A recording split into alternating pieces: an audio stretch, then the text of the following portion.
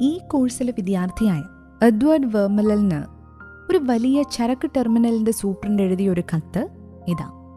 ഈ കത്ത് ആരെയാണോ അഭിസംബോധന ചെയ്തത് ആ മനുഷ്യനിൽ അതെന്ത് സ്വാധീനം ചെലുത്തി? വായിക്കൂ, എന്നിട്ട് പറയാം.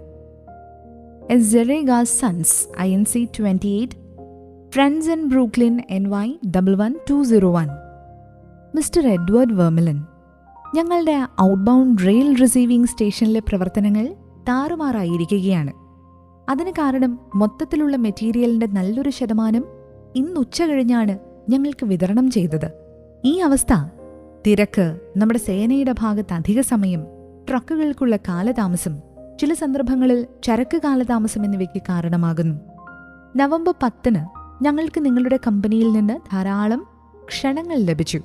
അത് 4:20 ഇവിടെ എത്തി. ചരക്ക് ഗതാഗതം വൈകി ലഭിക്കുന്നത് മൂലമുണ്ടാകുന്ന അനഭിലഷണീയമായ പ്രത്യാഘാതങ്ങൾ മറികടക്കുന്നതിന് നിങ്ങളുടെ സഹകരണം ഞങ്ങൾ അഭ്യർത്ഥിക്കുന്നു.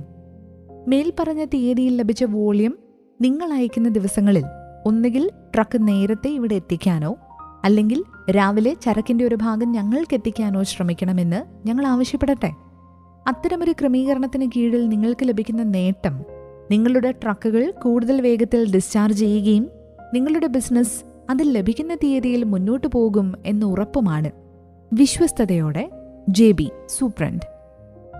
ഈ കത്ത് വായിച്ചതിന് ശേഷം Zerrega's Sons INCന്റെ സെയിൽസ് മാനേജർ മിസ്റ്റർ വെർമലൻ ഇനി പറയുന്ന അഭിപ്രായത്തോടെ എനിക്കത് അയച്ചു തന്നു. ഈ കത്തിന് ഉദ്ദേശിച്ചതിൽ നിന്ന് വിപരീത ഫലമുണ്ടായി. പൊതുവായി പറഞ്ഞാൽ, ഞങ്ങൾക്ക് താല്പര്യമില്ലാത്ത ടെർമിനലിന്റെ ബുദ്ധിമുട്ടുകൾ വിവരിച്ചുകൊണ്ടാണ് കത്ത് ആരംഭിക്കുന്നത്. അത് ഞങ്ങൾക്ക് അസൗകര്യം ഉണ്ടാക്കുമോ എന്ന് ഒരു ചിന്തയുമില്ലാതെ ഞങ്ങളുടെ സഹകരണം അഭ്യർത്ഥിക്കുന്നു. ഒടുവിൽ അവസാന ഖണ്ഡികയിൽ ഞങ്ങൾ സഹകരിച്ചാൽ അത് നമ്മുടെ ചരക്ക് ഗതാഗതം ഉറപ്പു നൽകുകയും ഞങ്ങളുടെ ട്രക്കുകൾ കൂടുതൽ വേഗത്തിൽ ഡിസ്ചാർജ് ചെയ്യുമെന്ന വസ്തുത പരാമർശിക്കുന്നു. അതിൽ ലഭിക്കുന്ന തീയതിയിൽ തന്നെ മുന്നോട്ടു പോകുമെന്ന്. മറ്റൊരു വിധത്തിൽ പറഞ്ഞാൽ, നമുക്ക് ഏറ്റവും താല്പര്യമുള്ളത് അവസാനമായി പരാമർശിച്ചിരിക്കുന്നു. അതിന്റെ മുഴുവൻ ഫലം സഹകരണത്തിന് പകരം ശത്രുതയുടെ മനോഭാവം ഉയർത്തുന്നു എന്നതാണ്.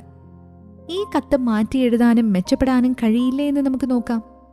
നമ്മുടെ പ്രശ്നങ്ങളെക്കുറിച്ച് സംസാരിച്ച് സമയം കളയരുത്. ഹെൻറി ഫോർഡ് ഉപദേശിക്കുന്നത് പോലെ നമുക്ക് മറ്റൊരാളുടെ കാഴ്ചപ്പാട് മനസ്സിലാക്കാനും അവന്റെ അല്ലെങ്കിൽ അവളുടെ വീക്ഷണത്തിൽ നിന്നും നമ്മുടെ സ്വന്തം വീക്ഷണത്തിൽ നിന്നും കാര്യങ്ങളെ കാണാനും പറ്റണം. കത്ത് പരിഷ്കരിക്കുന്നതിനുള്ള ഒരു മാർഗം ഏതാ? ഇതൊരു മികച്ച മാർഗമായിരിക്കില്ല, പക്ഷേ ഇതൊരു മെച്ചപ്പെടുത്തലായിരിക്കും.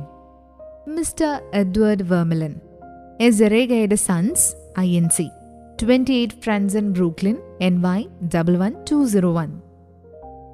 പ്രിയ മിസ്റ്റർ വെർമലൻ, 14 വർഷമായി നിങ്ങളുടെ കമ്പനി ഞങ്ങളുടെ നല്ല ഉപഭോക്താക്കളിൽ ഒരാളാണ്. സ്വാഭാവികമായും നിങ്ങളുടെ സഹകരണത്തിന് ഞങ്ങൾ വളരെ നന്ദിയുള്ളവരാണ്.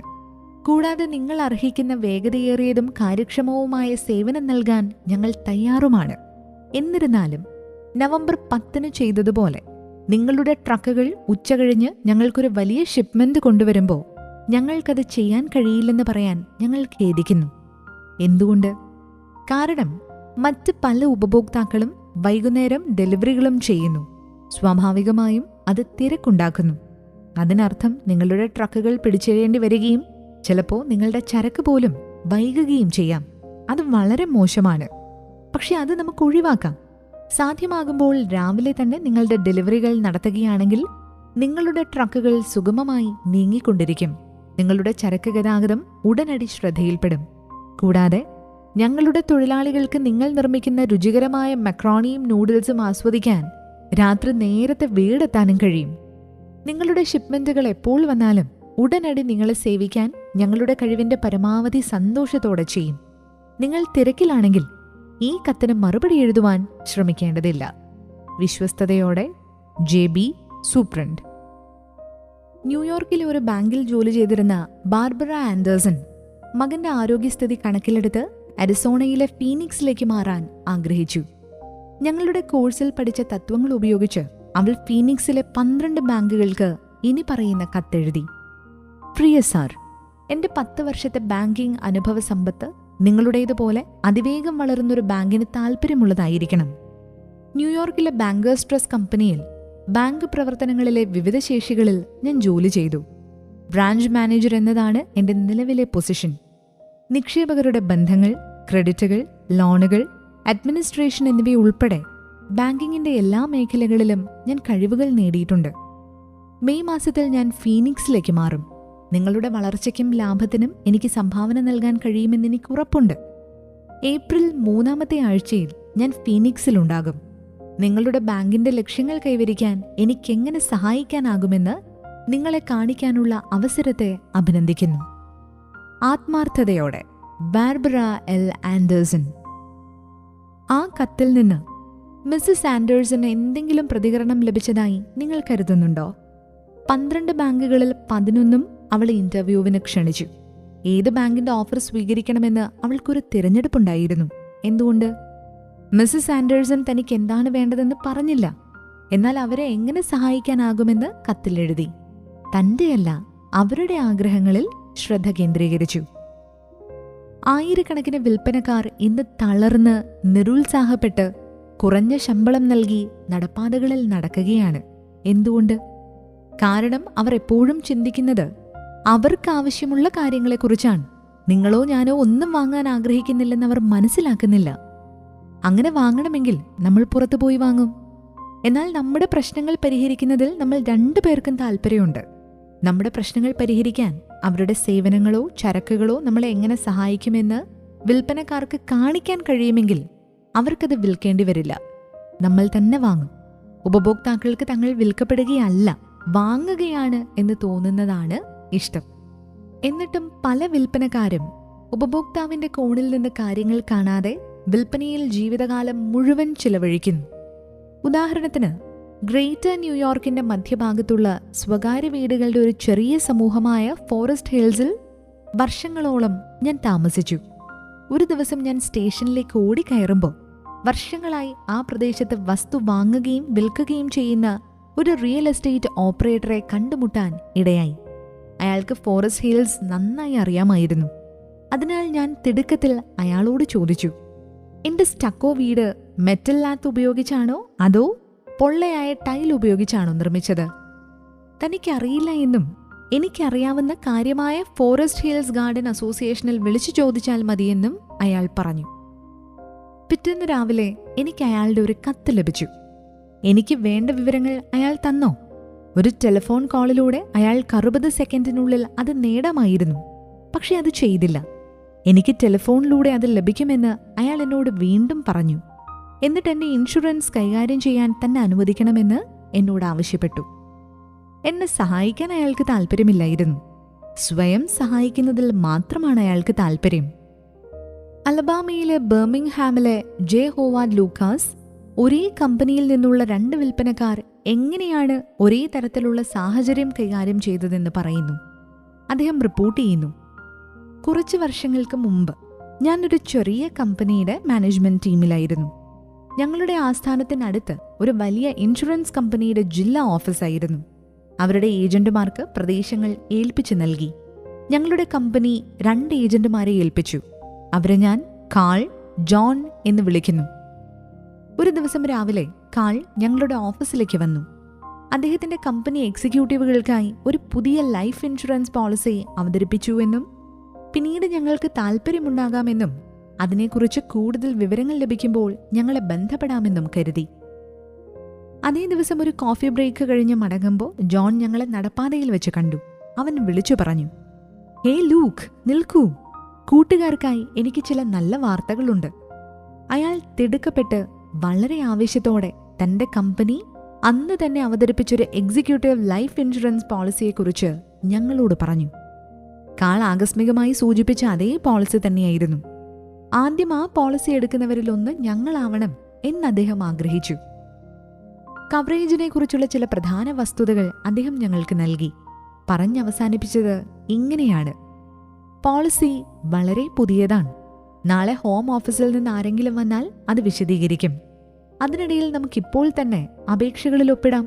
അതിലൂടെ അദ്ദേഹത്തിന് പ്രവർത്തിക്കുവാനുള്ള കൂടുതൽ വിവരങ്ങൾ ലഭിക്കും. ഞങ്ങൾക്കിപ്പോഴും വിശദാംശങ്ങളൊന്നും അറിയില്ല എങ്കിലും അദ്ദേഹത്തിന്റെ ആവേശം ഞങ്ങളിൽ ആകാംക്ഷ ഉണർത്തി.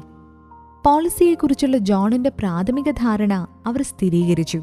അദ്ദേഹം ഞങ്ങൾക്ക് ഓരോരുത്തർക്കും ഒരു പോളിസി വിൽക്കുക മാത്രമല്ല, പിന്നീട് ഞങ്ങളുടെ കവറേജ് ഇരട്ടിയാക്കി. കാളനും ആ വിൽപ്പന നടത്താമായിരുന്നു. പക്ഷെ പോളിസിയോടുള്ള ആഗ്രഹം ഞങ്ങളിൽ ഉണർത്താൻ അദ്ദേഹം ശ്രമിച്ചില്ല. ലോകം മുഴുവൻ പിടിച്ചെടുക്കുന്നവരും സ്വയം അന്വേഷിക്കുന്നവരാണ്. അതുകൊണ്ട് നിസ്വാർത്ഥമായി മറ്റുള്ളവരെ സേവിക്കാൻ ശ്രമിക്കുന്ന അപൂർവ വ്യക്തികൾക്ക് വലിയ നേട്ടമുണ്ട്. അദ്ദേഹത്തിന് ചെറിയ മത്സരമേ ഉള്ളൂ. പ്രശസ്ത അഭിഭാഷകനും അമേരിക്കയിലെ മികച്ച ബിസിനസ് നേതാക്കളിൽ ഒരാളുമായ ഓവൻ ഡി യങ് ഒരിക്കൽ പറഞ്ഞു, തങ്ങളുടെ മനസ്സിന്റെ പ്രവർത്തനങ്ങളെ മനസ്സിലാക്കാൻ കഴിയുന്ന മനുഷ്യരുടെ സ്ഥാനത്ത് തങ്ങളെ തന്നെ പ്രതിഷ്ഠിക്കാൻ കഴിയുന്ന ആളുകൾക്ക് ഭാവി അവർക്ക് വേണ്ടി എന്താണ് കരുതിയിരിക്കുന്നതെന്നോർത്ത് ഒരിക്കലും ആകുലപ്പെടേണ്ടതില്ല. ഈ പുസ്തകം വായിക്കുന്നതിലൂടെ നിങ്ങൾക്കൊരു കാര്യം മാത്രമേ ലഭിക്കുകയുള്ളൂ: മറ്റുള്ളവരുടെ കാഴ്ചപ്പാടിൽ എപ്പോഴും ചിന്തിക്കുവാനും അവരുടെ കോണിൽ നിന്ന് കാര്യങ്ങൾ കാണാനുമുള്ള വർദ്ധിച്ച പ്രവണത. ഈ പുസ്തകത്തിൽ നിന്ന് നിങ്ങൾക്ക് ആ ഒരു കാര്യം ലഭിച്ചാൽ നിങ്ങളുടെ കരിയറിലെ ബിൽഡിംഗ് ബ്ലോക്കുകളിലൊന്നായിരിക്കും അത്. എളുപ്പത്തിൽ തെളിയിക്കപ്പെട്ടേക്കാം. മറ്റൊരു വ്യക്തിയുടെ വീക്ഷണകോണിലേക്ക് നോക്കുകയും അവൻ എന്തെങ്കിലും ആഗ്രഹമുണർത്തുകയും ചെയ്യുന്നത് ആ വ്യക്തിയെ കൈകാര്യം ചെയ്യുന്നതായി കണക്കാക്കരുത്. അങ്ങനെ അവൻ നിങ്ങളുടെ പ്രയോജനത്തിനും അവന്റെ ദോഷത്തിനും വേണ്ടി മാത്രം എന്തെങ്കിലും ചെയ്യിക്കലാവരുത്. ഓരോ കക്ഷിയും ചർച്ചയിൽ നിന്ന് നേട്ടമുണ്ടാക്കണം. മിസ്റ്റർ വെർമിലനുള്ള കത്തുകളിൽ നിർദ്ദേശിച്ച കാര്യങ്ങൾ നടപ്പിലാക്കുന്നതിലൂടെ കത്തിടപാടുകൾ അയച്ചയാളും സ്വീകരിക്കുന്നയാളും ഗുണം നേടിയെടുത്തു. ബാങ്കും മിസസ് ആൻഡേഴ്സണും അവളുടെ കത്തിലൂടെ വിജയിച്ചു. മിസ്റ്റർ ലൂക്കാസിന് ജോൺ ഇൻഷുറൻസ് വിറ്റതിന്റെ ഉദാഹരണത്തിൽ ഈ ഇടപാടിലൂടെ ഇരുവരും ലാഭം നേടിയെടുത്തു. ഈ തത്വത്തിലൂടെ എല്ലാവരും ലാഭം നേടുന്ന മറ്റൊരു ഉദാഹരണം ഷെൽ ഓയിൽ കമ്പനിയുടെ ടെറിട്ടറി സെയിൽസ്മാനായ റോസ് ഐലൻഡ് വാർവീക്കിലെ മൈക്കൽ ഇവനിൽ നിന്നാണ്. മൈക്ക് തന്റെ ജില്ലയിലെ 1-ാം നമ്പർ സെയിൽസ്മാൻ ആവാൻ ആഗ്രഹിച്ചു. പക്ഷെ ഒരു സർവീസ് സ്റ്റേഷൻ അവന്റെ ആഗ്രഹത്തെ തടഞ്ഞു നിർത്തിയിരുന്നു. അത് കൃത്യമായി പ്രവർത്തിപ്പിക്കുവാൻ കഴിയാത്ത ഒരു മുതിർന്ന ആളാണ് ആ സ്റ്റേഷൻ നടത്തിയിരുന്നത്. അയാൾക്ക് സ്റ്റേഷൻ വൃത്തിയാക്കാനുള്ള തോന്നലൊന്നുമില്ലായിരുന്നു. ഇത്രയും മോശമായ അവസ്ഥയിലാണ് വിൽപ്പന ഗണ്യമായി കുറയുന്നത്.